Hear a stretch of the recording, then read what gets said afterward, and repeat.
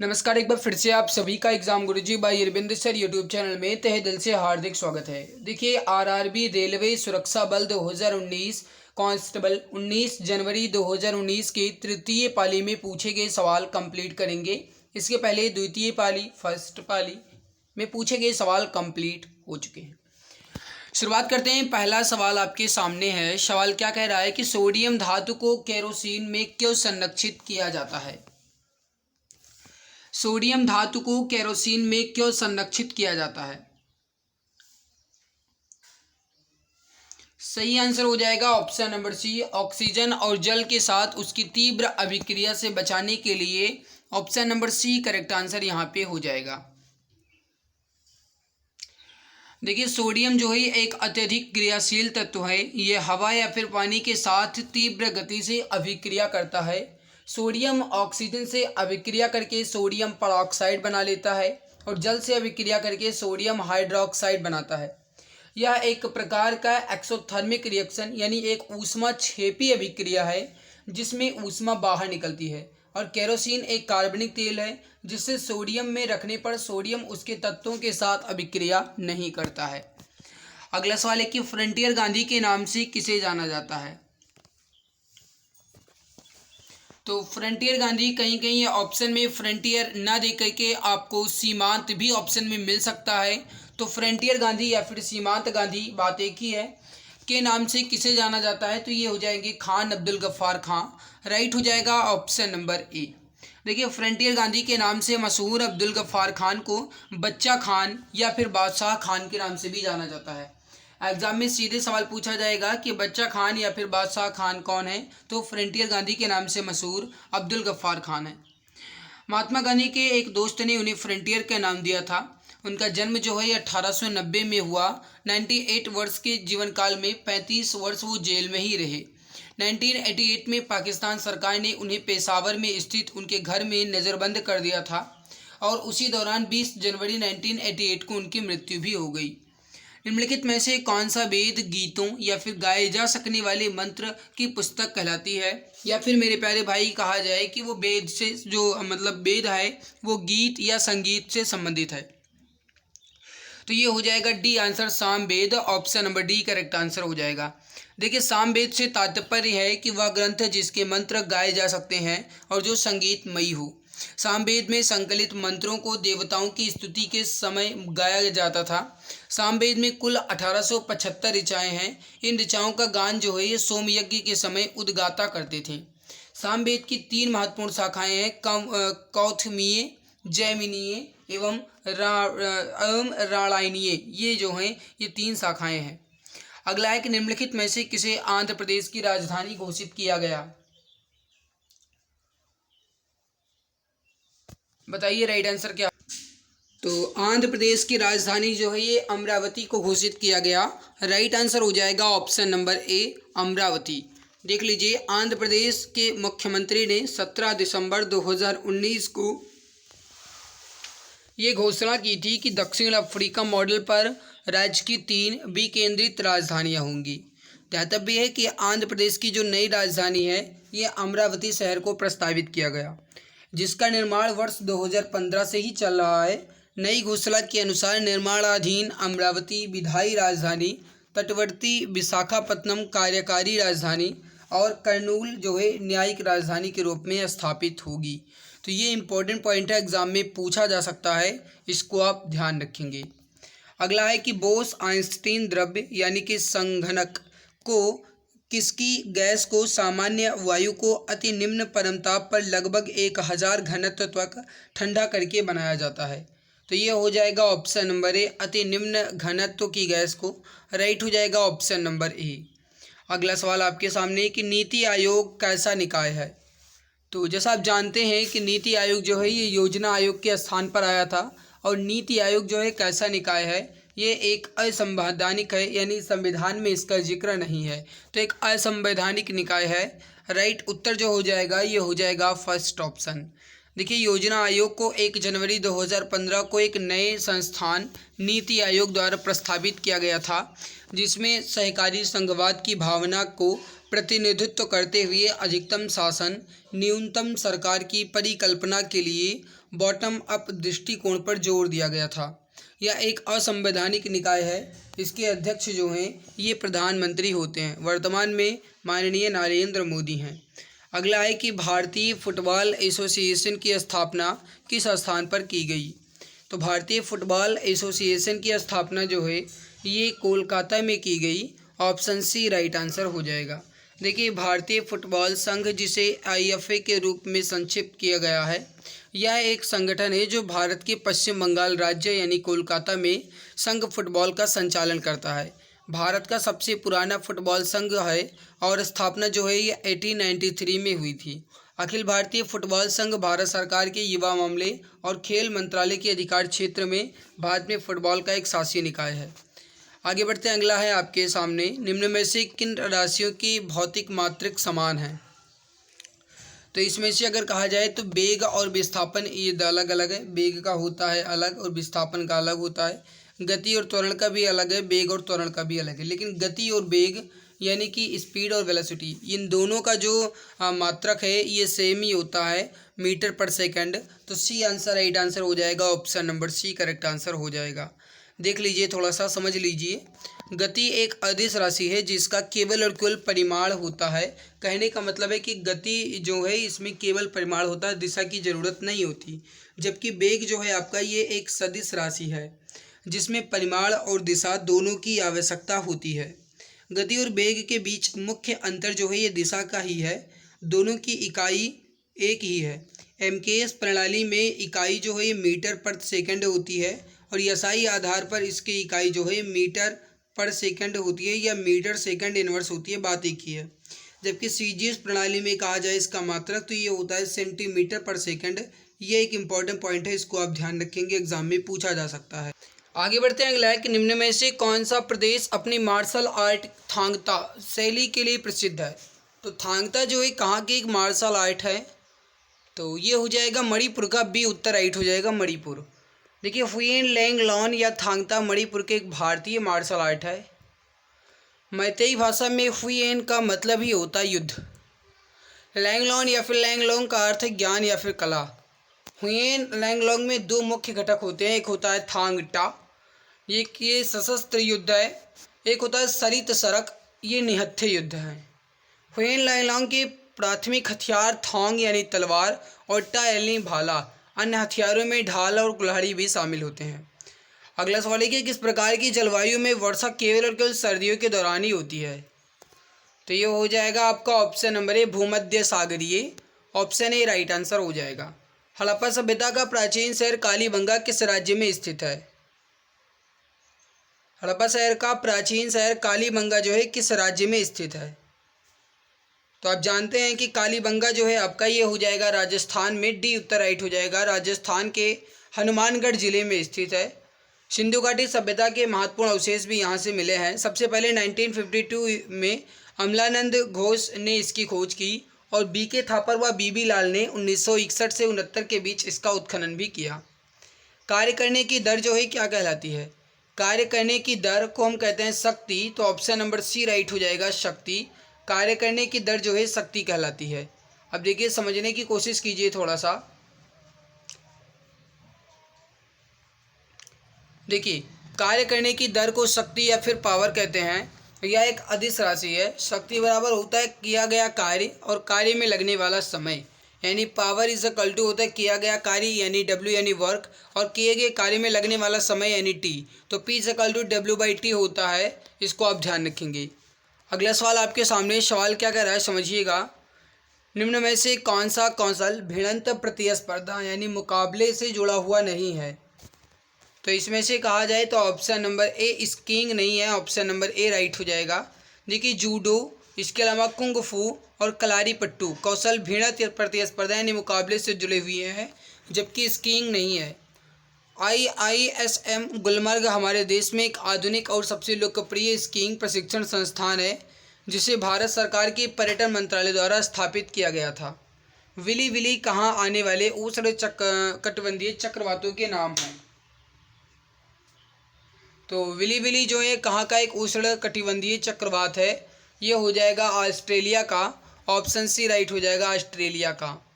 अगला सवाल है कि नीदरलैंड की राजधानी कौन सी है। नीदरलैंड की राजधानी कौन सी है, तो ये हो जाएगा आपका option number D, Amsterdam. Option D right हो जाएगा। देखिए नीदरलैंड जो है ये यूरोप महाद्वीप का एक प्रमुख देश है। ये उत्तर पूर्वी यूरोप में स्थित है। दक्षिण में बेल्जियम एवं पूर्व में जर्मनी है। नीदरलैंड की राजधानी जो है ये एम्स्टर्डम है। द हेग को प्रशासनिक राजधानी का भी दर्जा दिया जाता है। अगला है कि केरल का पालघाट दर्रा पालघाट को किससे जोड़ता है। तो केरल का जो पालघाट दर्रा है ये पालघाट को किससे जोड़ता है, ये सवाल पूछा गया है। राइट आंसर हो जाएगा आपका ऑप्शन नंबर डी, कोयम्बटूर को। देखिए पालघाट दर्रा जो है पश्चिमी घाट पर्वत श्रेणी का एक बड़ा दर्रा है। केरल के कोयम्बटूर और पलक्कड़ को जोड़ता है। थालघाट दर्रा मुंबई और नासिक तथा भोरघाट दर्रा मुंबई और पुणे को जोड़ता है। अगला है कि रोमन रिंग्स निम्न में से किस खेल से संबंधित है, तो ये हो जाएगा आपका ऑप्शन नंबर सी, जिम्नास्टिक से। देखिए लेडी जोसेफ फनोई या फिर रोमन रिंग्स एक अमेरिकी पेशेवर या पहलवान या जिम्नास्ट हैं और पेशेवर ग्रिड राउंड फुटबॉल खिलाड़ी भी हैं। अगला है कि उस्ताद जाकिर हुसैन किसके लिए विख्यात हैं। देखिए मैंने वादक और वाद्य यंत्र के टॉपिक्स पहले ही कंप्लीट करवा दिए, अगर आपने नहीं देखा तो देख लीजिएगा, एग्जाम के लिए पॉइंट ऑफ व्यू इंपॉर्टेंट है। तो उस्ताद जाकिर हुसैन जो हैं ये बजाते हैं तबला, डी आंसर राइट हो जाएगा। देखिए उस्ताद जाकिर हुसैन भारत के प्रसिद्ध तबला वादक हैं। 9 मार्च 1951 को जन्मे मशहूर तबला वादक अल्लाह रखा खान के पुत्र हैं। इनको भारत सरकार द्वारा कला के क्षेत्र में 1988 में पद्मश्री, 2002 में पद्म भूषण और 2023 में राष्ट्रपति द्रौपदी मुर्मू द्वारा पद्म विभूषण से भी सम्मानित किया जा चुका है। चलिए आगे बढ़ते हैं। निम्नलिखित में से कौन डेंगू वायरस का एक वाहक है। डेंगू वायरस का एक वाहक इसमें मादा एनीफ्लीज मच्छर हो जाएगा। ये एडीज नहीं है, एनीफ्लीज है। तो मादा एडीज या फिर एनीफ्लीज बातें की है। देखिए डेंगू एक मच्छर जनित बीमारी है जो डेंगू वायरस यानी जीनस फ्लेवी वायरस के कारण होती है। मादा एडीज मच्छर या फिर डेंगू वायरस का वाहक है। यह मच्छर जो है चिकनगुनिया, पीत ज्वर और जीवा संक्रमण का भी वाहक होता है। एक राज्य का राज्यपाल दूसरे राज्य के राज्यपाल के रूप में भी कार्य कर सकता है। संविधान में ये प्रावधान के संविधान संशोधन के अधिनियम द्वारा जोड़ा गया। तो ये जोड़ा गया था ऑप्शन नंबर बी, 7वें संविधान संशोधन अधिनियम। ऑप्शन बी राइट उत्तर हो जाएगा।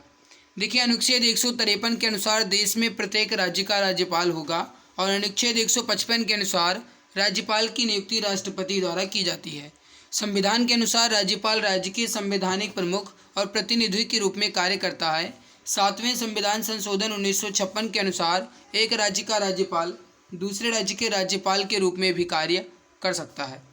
अगला है कि किसकी अनुशंसा पर भारत का राष्ट्रपति अनुच्छेद 370 को स्थगित कर सकता है।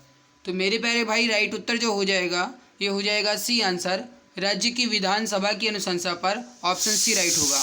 देखिए अनुच्छेद 370 जम्मू कश्मीर की विधानसभा को ये सिफारिश करने का अधिकार दिया गया कि भारतीय संविधान का कौन सा अनुच्छेद राज्य पर लागू होनी चाहिए। अनुच्छेद 370 के खंड 3 भारत के राष्ट्रपति को इसके प्रावधान और दायरों में संविधान संशोधन करने की शक्ति देते थे।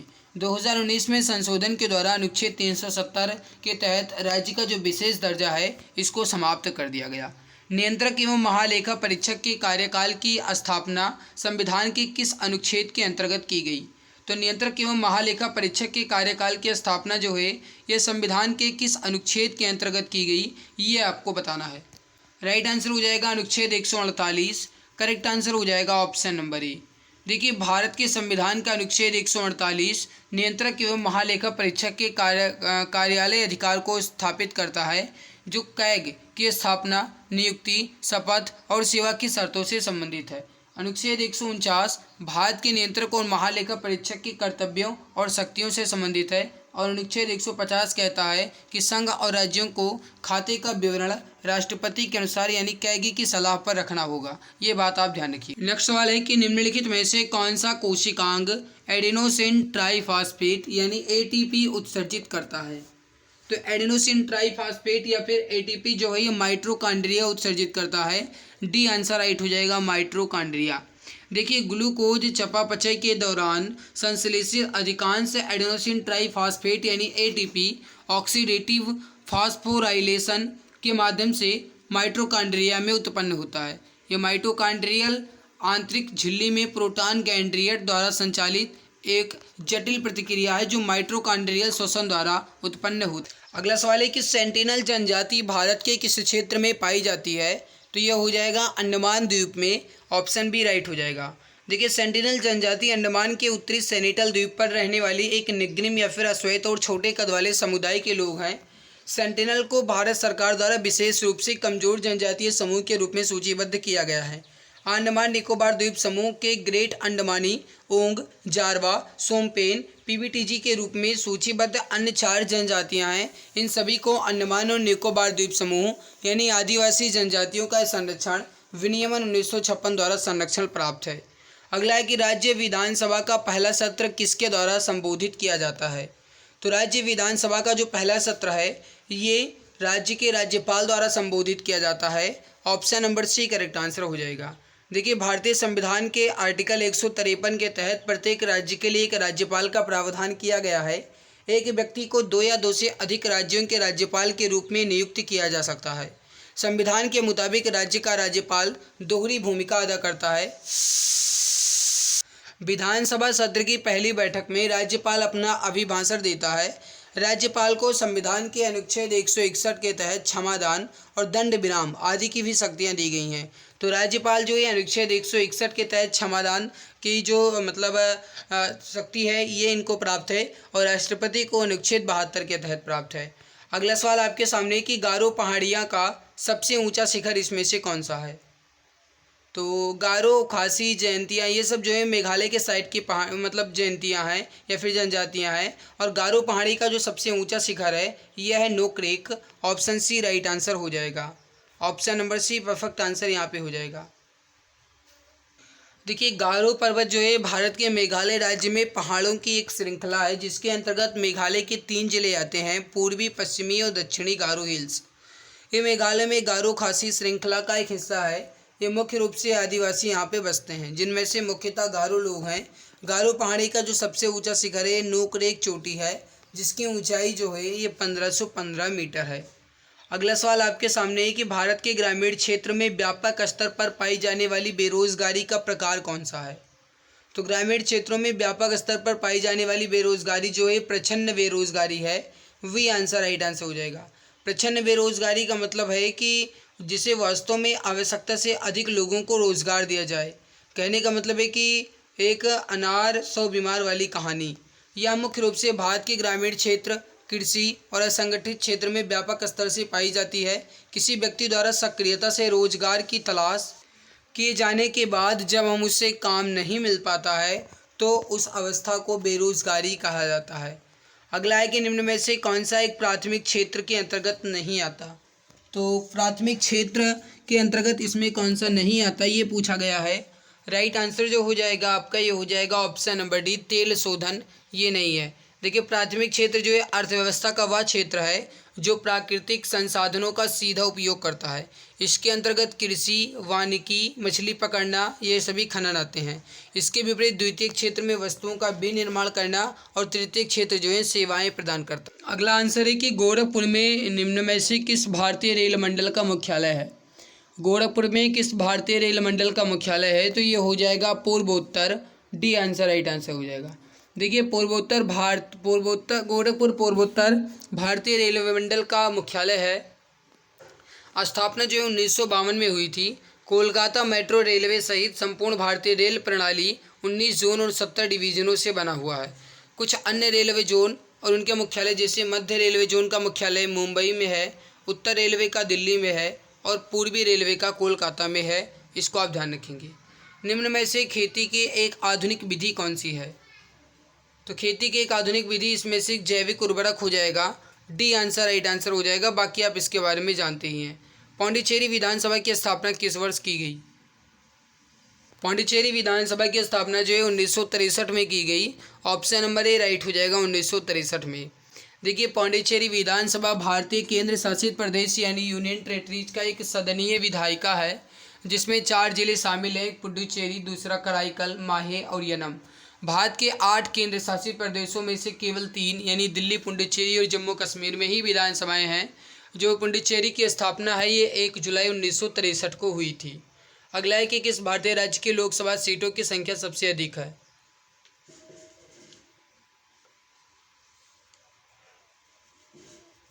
तो देखिए लोकसभा सीटों की जो सबसे ज़्यादा संख्या है ये है उत्तर प्रदेश की, तो ऑप्शन नंबर सी राइट हो जाएगा, Uttar Pradesh. Option C correct answer यहाँ पे हो जाएगा। बाकी इसके बारे में आप जानते ही हैं, आप वीडियो को पॉज करके देख सकते हैं। अगला सवाल है कि निम्न में से किस भगवान को ऋग्वेद में पुरंदर कहा गया है। तो पुरंदर जो है ऋग्वेद में इंद्र को कहा गया है। ऑप्शन सी राइट आंसर हो जाएगा, इंद्र को। अगला सवाल आपके सामने है कि निम्न विकल्पों में से कौन दिया गया शब्द फ्री हैंड एक्सरसाइज को व्यक्त करता है। तो फ्री हैंड एक्सरसाइज को व्यक्त करने वाला शब्द जो है ये है आपका calisthenics. Option number A right हो जाएगा, कैलिस्थेनिक्स। देखिए कैलिस्थेनिक्स जो है एक प्रकार का वर्कआउट है जो व्यायाम करने के लिए मुख्य रूप से बॉडी वेट का उपयोग करता है। इसे फ्री हैंड एक्सरसाइज भी कहते हैं। वर्कआउट के लिए किसी उपकरण की आवश्यकता नहीं होती है, लेकिन कभी कभी हल्के वाले उपकरण जैसे रिंग या फिर बॉल का उपयोग किया जा सकता है। अगला कि ओलंपिक के ग्रीष्मकालीन सत्र के अंतर्गत निम्न में से कौन सा खेल शामिल नहीं है। तो इसमें से ऑप्शन नंबर एक कार्लिंग जो है शामिल नहीं है। अगला सवाल है कि जम्मू और कश्मीर राज्य पर निम्न में से क्या लागू नहीं होता। तो मेरे प्यारे भाई, हालांकि आप कहा जाए तो जम्मू कश्मीर में हर कुछ भी लागू हो जाता है। तो यहाँ पे वित्तीय आपातकाल लिखा है, लेकिन अब ये लागू हो जाएगा, तो ऑप्शन नंबर ए राइट हो जाएगा। हालांकि हट गया है, अब इसमें लागू हो सकता है ना, लेकिन ये जब सवाल पूछा गया था तब ये हटा नहीं था। अगला है कि खपत व्यय पर आय की अधिकता क्या कहलाती है। खपत व्यय पर आय की अधिकता क्या कहलाती है। तो खपत व्यय पर आय की अधिकता जो है ये बचत कहलाती है। वी आंसर राइट आंसर हो जाएगा, बचत। अगला कि कबड्डी को किन एशियाई खेलों में पहली बार शामिल किया गया। तो ऑप्शन नंबर जो कबड्डी है इसको किस एशियाई खेल, कबड्डी को 11वें एशियाई खेलों में पहली बार शामिल किया गया था। Option number B right answer हो जाएगा। देखिए एशियाई खेलों को एशियाड के नाम से भी जाना जाता है। प्रत्येक 4 वर्ष बाद आयोजित होने वाली बहु खेल प्रतियोगिता है। इसमें केवल और केवल एशिया के विभिन्न देशों के खिलाड़ी भाग लेते हैं। कबड्डी को 11वें एशियाड खेल में पहली बार शामिल किया गया था। अगला है कि घाटे की बजट नीति को और क्या कहा जाता है। घाटे की बजट नीति को और क्या कहा जाता है। तो राइट आंसर हो जाएगा बी आंसर, यहाँ पे विस्तारित आर्थिक नीति। ऑप्शन नंबर बी राइट हो जाएगा, विस्तारित आर्थिक नीति। देखिए बजटीय घाटा उस स्थिति को कहा जाता है जिसमें खर्च आय से अधिक हो जाता है। हालांकि इसका उपयोग ज़्यादातर सरकारों के लिए किया जाता है। इसके व्यापक रूप से व्यक्तियों और व्यवसाय पर भी लागू किया जा सकता है। घाटे की बजट जो है नीति को विस्तारित आर्थिक नीति भी कहा जाता है। बजट घाटा 3 प्रकार का होता है, एक राजकोषीय घाटा, दूसरा राजस्व घाटा और तीसरा जो है प्राथमिक घाटा। अगला सवाल है कि 2011 की जनगणना के अनुसार भारत के किस राज्य में लिंगानुपात सबसे कम है। ये यूपी पुलिस परीक्षा में भी पूछा गया था, तो हरियाणा ऑप्शन बी राइट हो जाएगा। देखिए 2011 की जनगणना के अनुसार भारत का लिंगानुपात 943 है और बाल लिंगानुपात 919 है। केरल में लिंगानुपात सबसे अधिक 1084 और हरियाणा में सबसे कम 879 है। पहला गुट निरपेक्ष सम्मेलन कहाँ हुआ। तो ये हुआ था ऑप्शन नंबर ए बेलग्रेड में। ऑप्शन ए राइट आंसर हो जाएगा। देखिए गुट निरपेक्ष आंदोलन का पहला सम्मेलन वर्ष 1961 में यूगोस्लाविया के बेलग्रेड में आयोजित किया गया था। सम्मेलन में विश्व के 25 देशों ने भाग लिया था। अगला है कि डांडिया एक पारंपरिक लोक नृत्य है कहाँ का। तो डांडिया जो है कहाँ का एक पारंपरिक लोक नृत्य है। मेरे भाई अगर आपको ये क्लास अच्छी लग रही है तो लाइक ज़रूर कर दिया करो। राइट हो जाएगा ऑप्शन नंबर सी, गुजरात का। ऑप्शन सी राइट हो जाएगा। नवरात्रि के पर्व पर यह लोक नृत्य किया जाता है। साहित्य अकादमी द्वारा कितनी भाषाओं में पुरस्कार प्रदान किए जाते हैं। तो ये हो जाएगा ऑप्शन नंबर डी, 24 भाषाओं में। ऑप्शन डी राइट हो जाएगा। देखिए साहित्य अकादमी पुरस्कार वर्ष 1954 में स्थापित किया गया। ये पुरस्कार साहित्य अकादमी यानी नेशनल एकेडमी ऑफ लेटर्स द्वारा प्रतिवर्ष प्रदान किया जाता है। अकादमी द्वारा प्रत्येक वर्ष अपने द्वारा मान्यता प्राप्त 24 भाषाओं में से साहित्यिक कृतियों के साथ इन्हीं भाषाओं में परस्पर साहित्यिक अनुवाद के लिए पुरस्कार दिया जाता है। अगला सवाल है कि 14वें वित्तीय आयोग के अध्यक्ष कौन थे। 14वें वित्तीय आयोग के अध्यक्ष कौन थे। तो ये हो जाएगा YB Reddy. Option number A correct answer हो जाएगा। अगला सवाल है आपके सामने कि बौद्ध धर्म के संस्थापक गौतम बुद्ध का जन्म जो है किस स्थान पर हुआ था। तो ये हुआ था ऑप्शन नंबर डी, लुम्बिनी में। आप जानते ही हैं, तो डी आंसर राइट आंसर हो जाएगा। बाकी इनके बारे में आप जानते हैं। मनुष्य में जब Y गुणसूत्र वाला एक शुक्राणु अंडे को निषेचित करता है तो युग्मनज किस रूप में विकसित होता है। मनुष्य में जब Y गुणसूत्र वाला एक शुक्राणु अंडे को निषेचित करता है तो युग्मनज में नर शिशु विकसित होता है। राइट हो जाएगा ऑप्शन नंबर ए। देखिए अनिषेचित अंडा मादा यौगिक है जो अगुणित होता है, जिसमें केवल और केवल यक्ष गुणसूत्र होते हैं। शुक्राणु में या तो यक्ष या वायु गुणसूत्र होता है। यदि वायु गुणसूत्र वाला शुक्राणु अंडे के साथ मिल जाता है तो एक नर बच्चा यानी XY पैदा होता है। अगर यक्ष गुणसूत्र वाला शुक्राणु अंडे के साथ मिलकर एक मादा यानी XX करता है तो ये एक मादा पैदा होती है।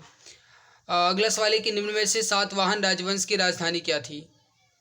तो सातवाहन राजवंश की राजधानी जो है ये थी Paithan. Option number B right हो जाएगा। पैठान या पैठण जो भी है, ऑप्शन नंबर बी राइट हो जाएगा।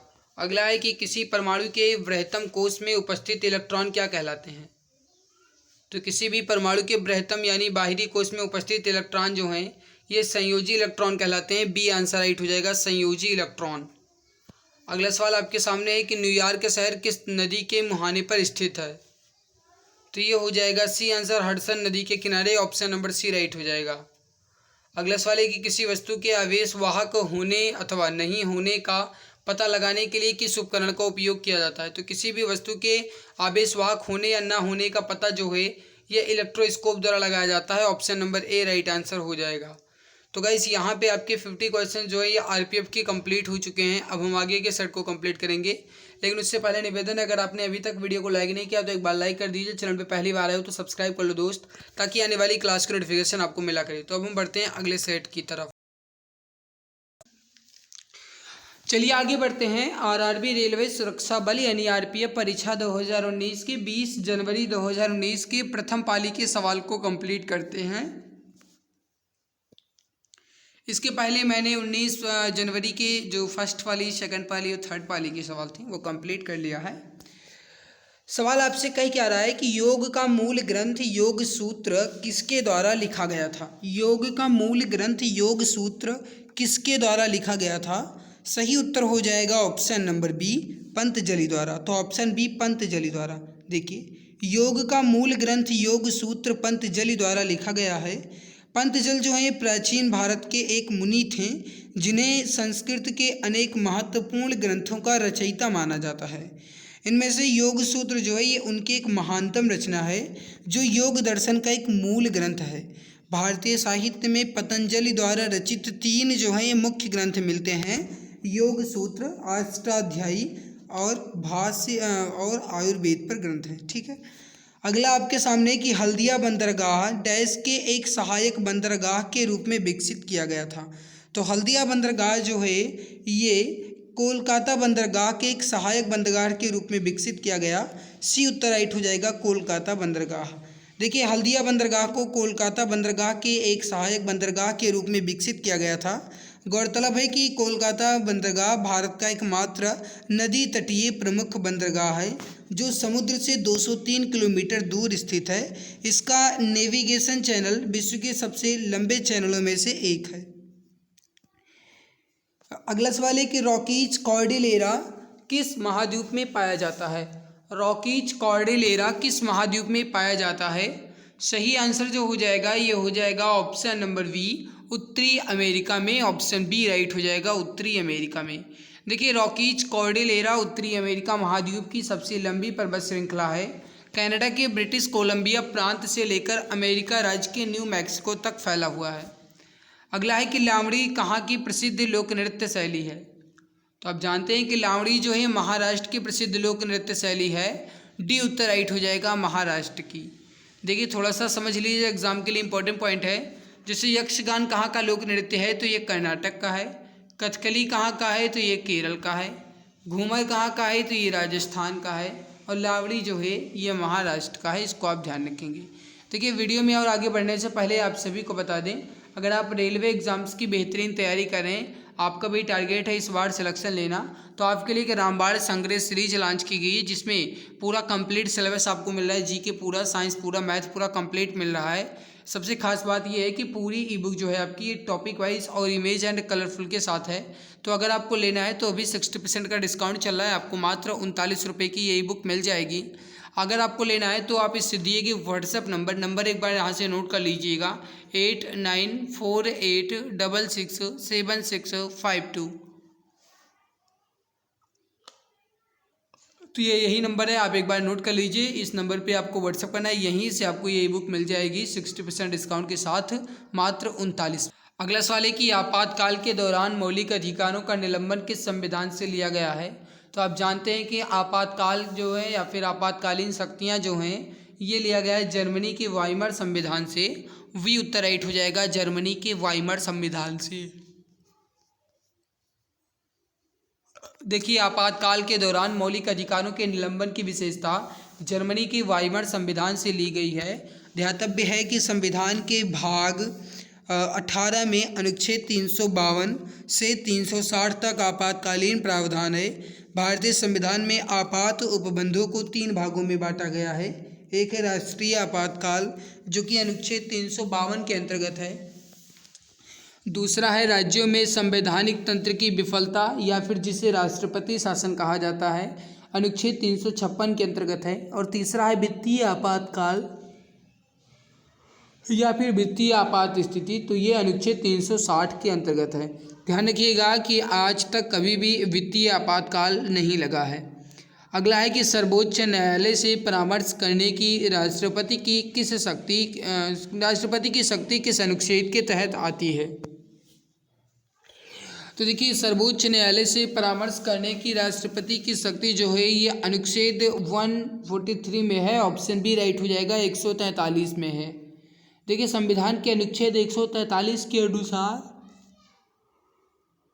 जब कभी राष्ट्रपति को ऐसा लगे कि विधि या तथ्य से संबंधित कोई ऐसा प्रश्न उठा है जहां उठने की संभावना है जो सार्वजनिक महत्व का है अथवा जिसकी प्रकृति ऐसी है कि उस पर सर्वोच्च न्यायालय का परामर्श लेना उचित होगा, तो राष्ट्रपति उस प्रश्न को सर्वोच्च न्यायालय के सम्मुख परामर्श हेतु भेज सकता है। अगला है कि त्रिभंग मुद्रा किस नृत्य शैली से जुड़ी हुई है। तो त्रिभंग मुद्रा जो है आपका ये ओडिसी से है। ऑप्शन सी राइट हो जाएगा, ओडिसी। देखिए, ओडिसी नृत्य का उद्भव ओडिशा के मंदिरों में से नृत्य करने वाली देहदासियों या देवदासियों से हुआ था। ओडिसी जो है आपका एक शास्त्रीय नृत्य है, इसको आप ध्यान रखें कि एग्जाम में पूछा जा सकता है। देखिए, एक बात ध्यान रखिएगा कि जो ओडिसी नृत्य है इसके 2 प्रमुख पक्ष हैं। एक होता है प्रथम नृत्य या फिर एक गैर निरूपण नृत्य होता है, और दूसरा होता है अभिनय। नृत्य की 2 आधारभूत मुद्राएं भी हैं, एक है चौक और दूसरा है त्रिभंग। अगला है कि गुजरात राज्य का लोकप्रिय लोक नृत्य निम्नलिखित में से कौन सा है। गुजरात राज्य का लोकप्रिय लोक नृत्य जो है आपका गरबा हो जाएगा। ऑप्शन ए परफेक्ट आंसर हो जाएगा। समझ लीजिए थोड़ा सा, गरबा जो है ये गुजरात का हो जाएगा, घूमर राजस्थान का, बोर्डो छम अरुणाचल प्रदेश का और रासलीला उत्तर प्रदेश का। लंदन शहर किस नदी के तट पर स्थित है। लंदन शहर किस नदी के तट पर स्थित है, तो ये हो जाएगा आपका ऑप्शन नंबर डी, थेम्स, या फिर कहीं कहीं ये थेम्स ना लिख करके टेम्स भी लिखा होता है, तो ध्यान रखिएगा टेम्स या फिर थेम्स बात एक ही है। देखिए, लंदन शहर इंग्लैंड की राजधानी है जो थेम्स या टेम्स नदी के किनारे स्थित है। नदी को आइसिस नदी के नाम से भी जाना जाता है। तो एग्जाम में पूछा जा सकता है कि लंदन किस नदी के किनारे है। टेम्स ऑप्शन में ना दिया जाए तो आइसिस ध्यान रखिएगा। अगला सवाल है कि कौन भारत के वैकल्पिक प्रधानमंत्री के रूप में जाना जाता है। तो भारत के वैकल्पिक प्रधानमंत्री जो है विपक्ष के नेता होते हैं। डी उत्तर राइट हो जाएगा। देखिए, विपक्ष के नेता को भारत के वैकल्पिक प्रधानमंत्री के रूप में जाना जाता है। विपक्ष का नेता भारतीय संसद के दोनों सदनों में प्रत्येक में आधिकारिक विपक्ष का नेतृत्व करता है।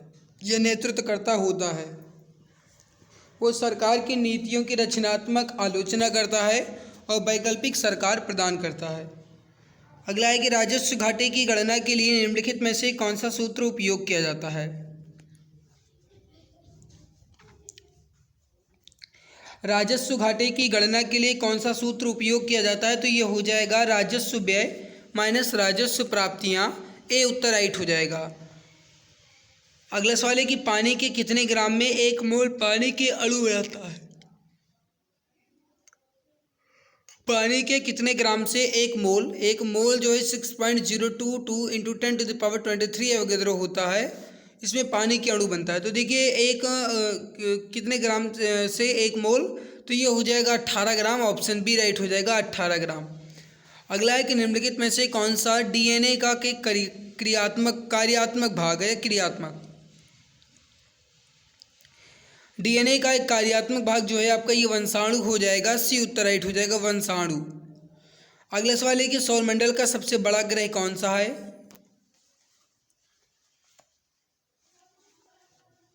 तो सौरमंडल का सबसे बड़ा ग्रह जो है ये बृहस्पति है, ऑप्शन नंबर ए राइट हो जाएगा। देखिए मंडल में कुल मिलाकर के 8 ग्रह हैं। सूर्य से दूरी के क्रम में बुध, शुक्र, पृथ्वी, मंगल, बृहस्पति, शनि, अरुण और वरुण है। और इसके अलावा आकार के आधार पर देखा जाए तो सौरमंडल का जो सबसे बड़ा ग्रह है वो बृहस्पति है, इसको भी आप ध्यान रखेंगे। राष्ट्रपति के अध्यादेश बनाने की शक्ति किसके पास है?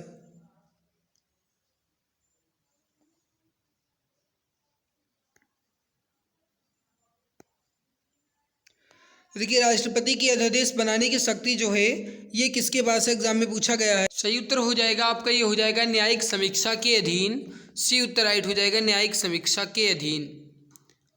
अगला सवाल है कि मेट्टूर बांध किस नदी पर बनाया गया है? ऑप्शन नंबर सी राइट हो जाएगा, कावेरी नदी पर, ऑप्शन नंबर सी राइट हो जाएगा। तमिलनाडु राज्य में सबसे बड़ा बांध है मेट्टूर बांध, जो कावेरी नदी पर सेलम जिले में बना हुआ है। अगला है कि निम्नलिखित में से कौन से बहुलक या फिर पॉलीमर का विद्युत स्विच बनाने में उपयोग किया जाता है?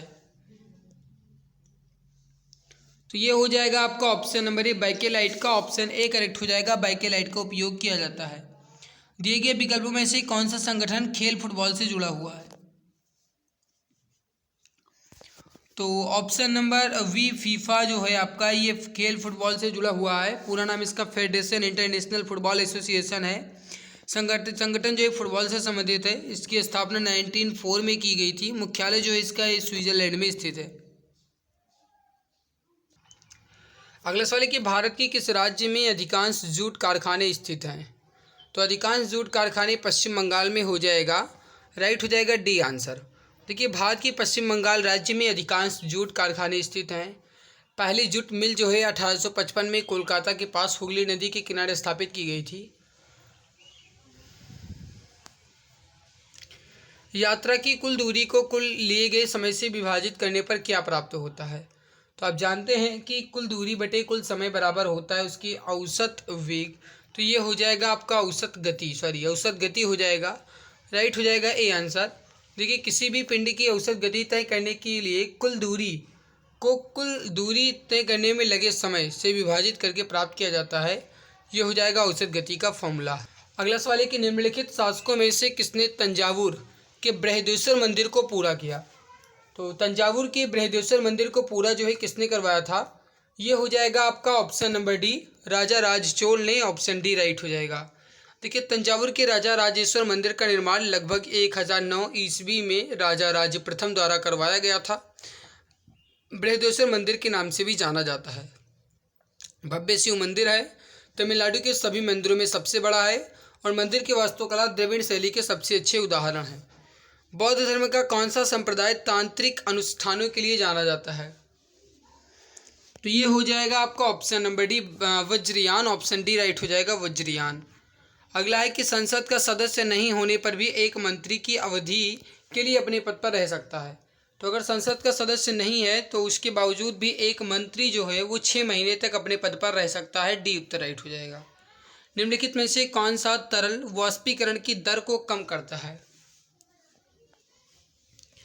तो ये हो जाएगा आपका सी आंसर, सतह क्षेत्रफल में कमी, option number C correct answer हो जाएगा।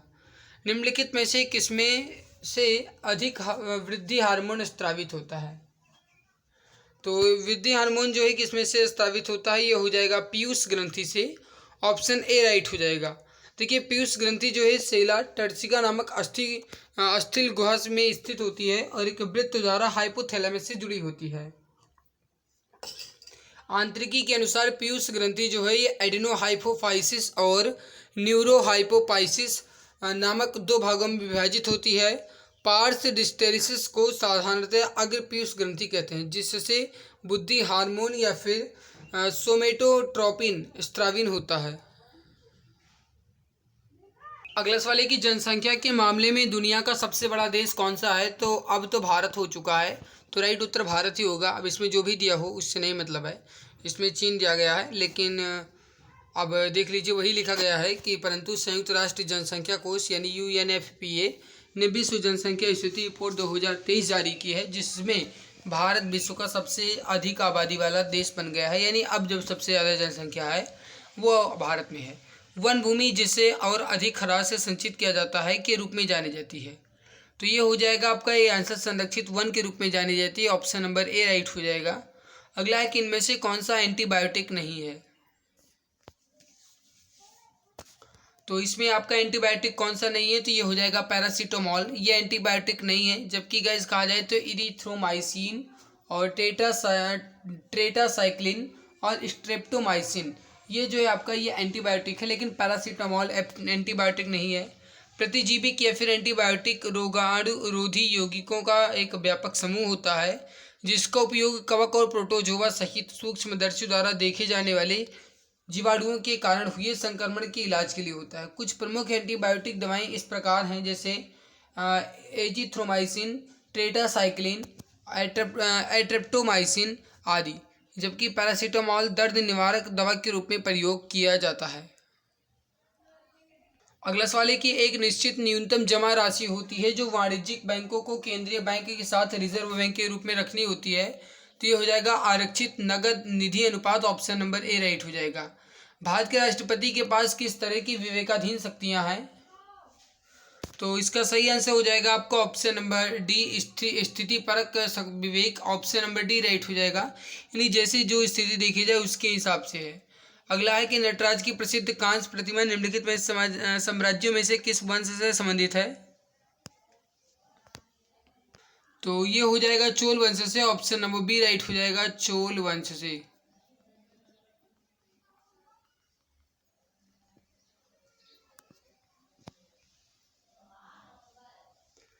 देखिए, नटराज या नृत्य के देवता हिंदू देवता सिंह ब्रह्मंडीय नर्तक के रूप में विशेष तौर पर दक्षिण भारत में कई शैव मंदिरों में धातु या पत्थर की मूर्ति के रूप में पाए जाते हैं।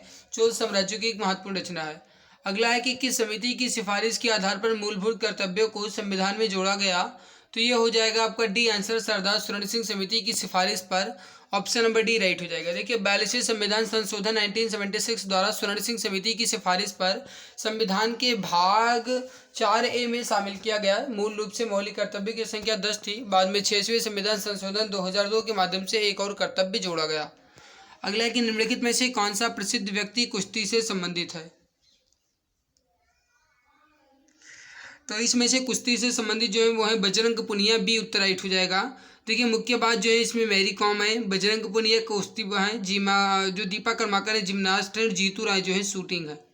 अगला कि योग में भुजंग आसन किस मुद्रा को दर्शाता है, तो ये हो जाएगा आपका ऑप्शन नंबर, भुजंग जो आसन है ये किस मुद्रा को दर्शाता है, भुजंग को। ऑप्शन नंबर सी राइट हो जाएगा, भुजंग को। अगला कि निम्नलिखित वेदों में से कौन सा वेद बलिदानों और अनुष्ठानों से संबंधित है, तो इसमें जो वेद हो जाएगा आपका ये हो जाएगा यजुर्वेद। डी उत्तर राइट हो जाएगा, यजुर्वेद।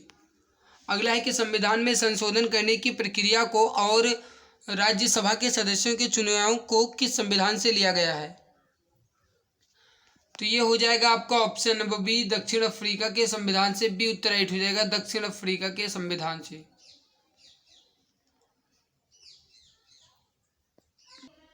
अगला है तुर्की की राजधानी कौन सी है, तो ये हो जाएगी Ankara. Option number B right हो जाएगा, अंकारा। पाकिस्तान की राजधानी इस्लामाबाद, ईरान की तेहरान और अफगानिस्तान की काबुल।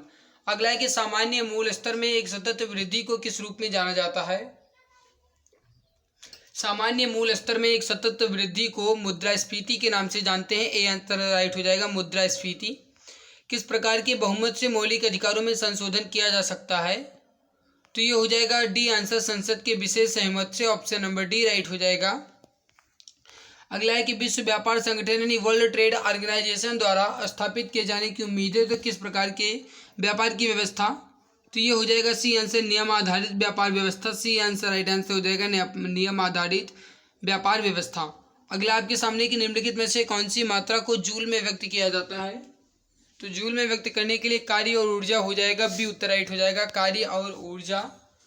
अगला सवाल आपके सामने है कि वास्तुकला की वंगा शैली किस राज्य से संबंधित है, तो वंगा शैली जो है आपका ये हो जाएगा पश्चिम बंगाल से। डी उत्तर राइट हो जाएगा, पश्चिम बंगाल से। पेरियार टाइगर रिजर्व निम्नलिखित में से किस राज्य में स्थित है, तो ये हो जाएगा वी आंसर, केरल में। ऑप्शन वो बी करेक्ट आंसर हो जाएगा, केरल में। किस वर्ष में खेल वाटर पोलो को पहली बार विश्व ओलंपिक में शामिल किया गया था? तो ये हो जाएगा डी आंसर 1900 में। ऑप्शन नंबर डी राइट हो जाएगा, सन 1900 में। इनमें से कौन से कृषि आधारित उद्योग नहीं है? तो ऑप्शन नंबर डी सीमेंट जो है कृषि आधारित नहीं है। ऑप्शन नंबर डी राइट हो जाएगा, सीमेंट। अगला है कि कौन सा शब्द जूडो खेल से जुड़ा हुआ नहीं है? तो इसमें से कहा जाए तो रोमन रिंग जो है आपका जूडो से नहीं है। ऑप्शन नंबर सी राइट हो जाएगा। अगला आपके सामने कि भारत में निम्नलिखित राज्यों में से किस राज्य में सबसे ज़्यादा आबादी है? तो ये हो जाएगा ए आंसर, उत्तर प्रदेश में। अगला आपके सामने सवाल क्या कह रहा है कि भारत के इस दंड के स्वरूप को बदले बिना दंड की अवधि को कम करना किस नाम से जाना जाता है? तो ये हो जाएगा बी आंसर, सजा या दंड या क्षमा के नाम से। निम्नलिखित में से कौन सी आर्यभट्ट की प्रसिद्ध रचना है? तो ये हो जाएगा सी आंसर, आर्यभट्टीय। अगला सवाल आपके सामने कि खेल बास्केटबॉल का आविष्कार किसने किया था? तो ये हो जाएगा आपका जो बास्केटबॉल का आविष्कार है ये किया गया था, ऑप्शन वो भी जेम्स नाइस्मिथ द्वारा। ऑप्शन बी राइट हो जाएगा। सो गाइज यहाँ पे आपके 50 क्वेश्चंस 20 जनवरी के भी कंप्लीट हो चुके हैं। आई होप आपको ये वीडियो अच्छी लग रही होगी। अगर अच्छी लगी तो लाइक जरूर कर देना। बीच में थोड़ी सी गाइज नींद आ गई थी, तो इस वजह से अगर कहीं कोई गलत हो गया हो तो उसको गाइज एक बार देख लीजिएगा, माफ़ कर दीजिएगा। और कमेंट्स में अपनी राय जरूर दीजिएगा। अगर कहीं कोई सुधार की जरूरत है तो इसको गाइज सुधार जरूर किया जाएगा। तो एक बार आप कमेंट सेक्शन में कमेंट करके जरूर बताइएगा, ठीक है। अगर अच्छी लगी तो लाइक जरूर कर दिया करो। और इसके अलावा अब जो हम आप कंप्लीट करेंगे वो होगा आपका 20 जनवरी का सेकंड शिफ्ट। इस तरीके से हम पूरा अच्छे से कंप्लीट कर लेंगे, उसकी आपको चिंता नहीं करना है, ठीक है। अच्छी लग रही तो गाइज सपोर्ट जरूर कर दिया करो। बस आपसे एक छोटी सी गुजारिश है।